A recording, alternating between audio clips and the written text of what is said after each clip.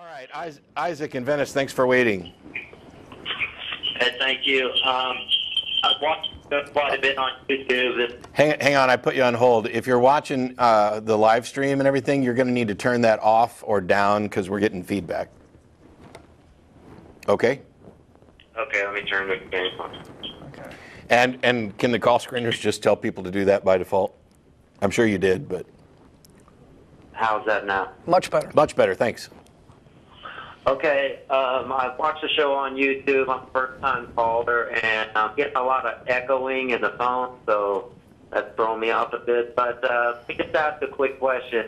How do you deal with claims of the paranormal, and have you ever experienced anything like that? Okay, wow, that's different from what it said we were going to talk about. But so I just did a talk at the North Texas Secular Student Conference a little bit about testability and about claims of the paranormal. The James Randi Educational Foundation has $1 million prize offered to anybody who can demonstrate a paranormal / supernatural phenomenon. There's a difference between the phenomenon that manifests and the cause for the phenomenon. So it's one of those things of, let's say that I claim that I have this supernatural ability to predict a die roll. So the odds are 1 in 6 of any specific number coming up, and I can predict the die roll 90% of the time over really long strings of rolls. That's something that we would look at as extraordinary. And so the first thing you need to do is find out whether or not the phenomenon that I'm claiming exists actually exists. You have to do that in order to demonstrate that there's anything there to investigate to determine a cause. So far, nobody's been able to demonstrate any phenomenon for anything paranormal or supernatural to the point where we could then begin to investigate the cause. Now, the second problem with that is I'm not convinced that you could ever identify a supernatural cause for a phenomenon because I don't see that they're falsifiable. You may be able to demonstrate a positive link between things, but by and large, the assertion that there's some supernatural agent or agency or cause is something that I don't see as falsifiable, so I don't know how you'd actually demonstrate it. What you'd end up with, in most cases, is an unknown. There's some extraordinary phenomenon. We've demonstrated that it's actually occurring. We don't know what causes it. Yeah, and I would go, I would add to that by saying that first off, I've never really had a clear definition of, from people who believe in this sort of thing, of what the word supernatural actually means. In the same way that I speak to people who use words like spiritual, and I ask them what that. Offer a definition? Well, hang on. Well, you can. Let me just go ahead and finish my point real quick, though.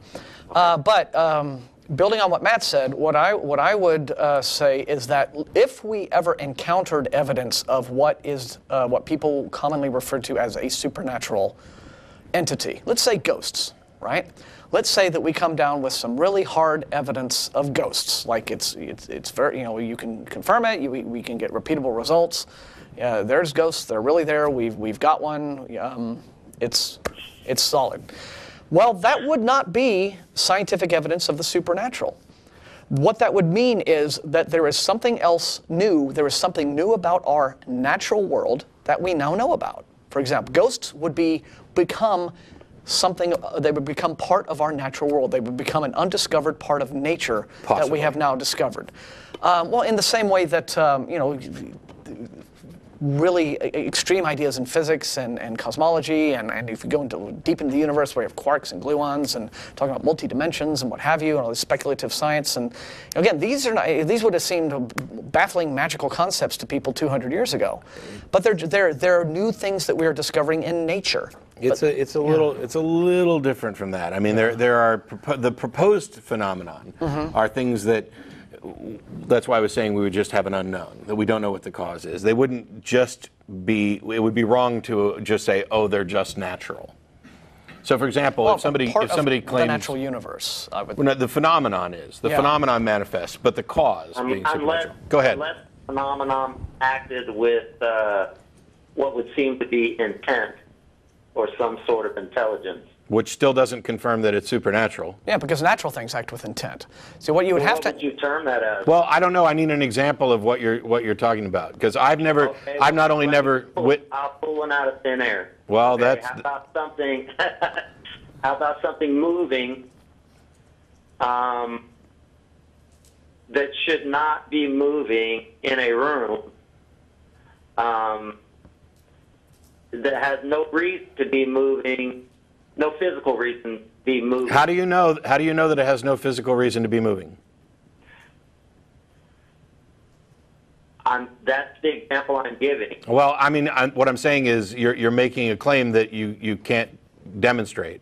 See, Okay, we'll say a book on a coffee table goes flying across the coffee table. Sure. How did you eliminate all possible physical, natural causes for that book moving? Because there are no other known possibilities. No. That's a fallacy. Saying there's no other known possibilities is an appeal to ignorance, that we don't know of any explanation for it. Therefore, we're justified in going after supernatural. That is an. I've never used the word supernatural. Well, okay. Well, but you just hang on, because now I'm frustrated. I don't care what word you used. You just said there are no natural causes, which means you're appealing to supernatural causes, correct? I said there's no reason. No, you said no natural reason. All right. We know of. Sure. No reason that we know of. So congratulations. Now we have some.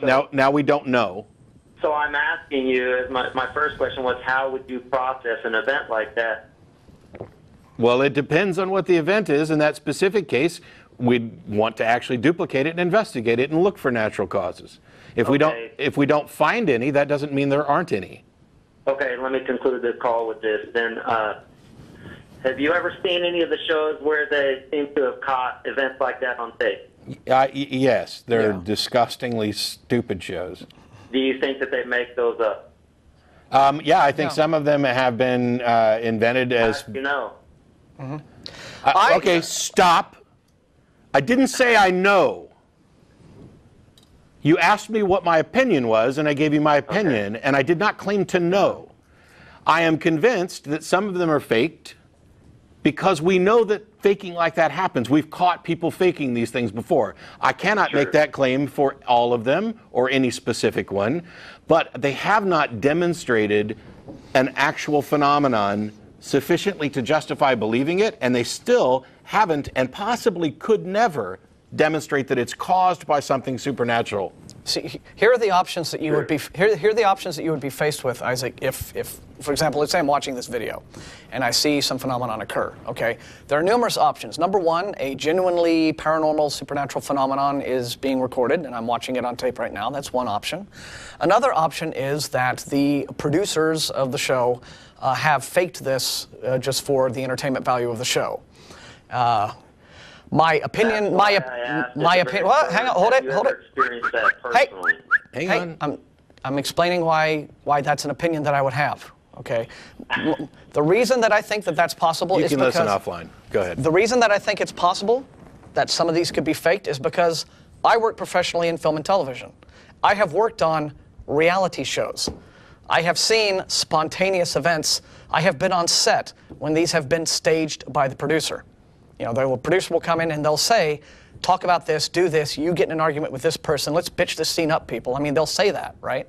And then it's all shot, and you're supposed to sit there at home thinking you're watching reality. So I know that if this is going on with dating shows and with, summer break shows and what have you, do I think that there's absolutely no faking anywhere that goes on with these ghost investigation shows? Well, no, of course not. So there is there's a very strong likelihood that that's going on. Secondly, secondly, I'm on to my third now. Third possibility is that we are simply witnessing a natural phenomenon that doesn't have an immediately good explanation or that we don't know the explanation for, and it's simply being interpreted through the filters of the people doing the show in such a way as to make it seem supernatural. This is a thing called confirmation bias. If you go to a haunted house with a bunch of video cameras and equipment and you're damn determined to find a ghost, guess what? You're going to be finding ghosts all night. They're going to be dancing through the halls. You're going to hear a shutter bang and go, there's a ghost. You're going to hear a pipe creak and go, there's a ghost. You're going to hear a mouse in the walls and go, there's a mouse ghost. You know, people who produce these shows are people who want there to be ghosts. So there's all kinds of bias that you have to rule out, all kinds of options that you have to examine before you can cut through that and say, nope, real ghost this time. So yes, there are many, many things you can consider. And you can't just watch a tape, say, that's a strange phenomenon, and go right to thinking that the supernatural is real if you're going to be rational about it. There's a difference between demonstrating the phenomenon and demonstrating a cause. And the cause is difficult and maybe impossible when you're talking about the supernatural. Not knowing, not having an explanation means that your answer is, I don't know. Yeah. That's the answer. Yeah. And by the way, to kind of angle off of Martin's thing with regard to TV, you know those shows, it's like, will they find the Loch Ness Monster this week? No, because it was filmed 6 months ago, and if there was anything real to it, it would have been news everywhere. We wouldn't have had to wait for the advertisement for this show. Yeah.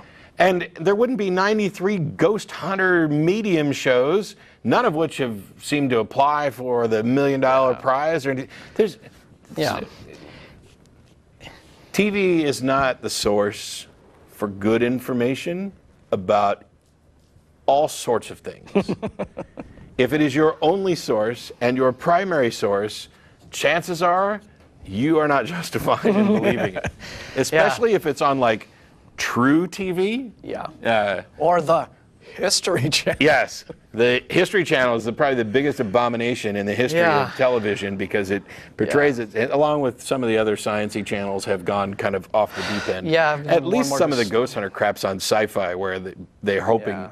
It reminds me of the old 900 call a psychic things, and at the bottom it's, for amusement purposes only. That's what it is. It's people television. are going to believe what they're going to It's TV. It's an entertainment industry. Now, but I'll wrap up by saying, would I like to someday meet a ghost or some kind of would it be cool? Well, sure it would, but I'm not going to be haunting these ghost hunter shows, hoping,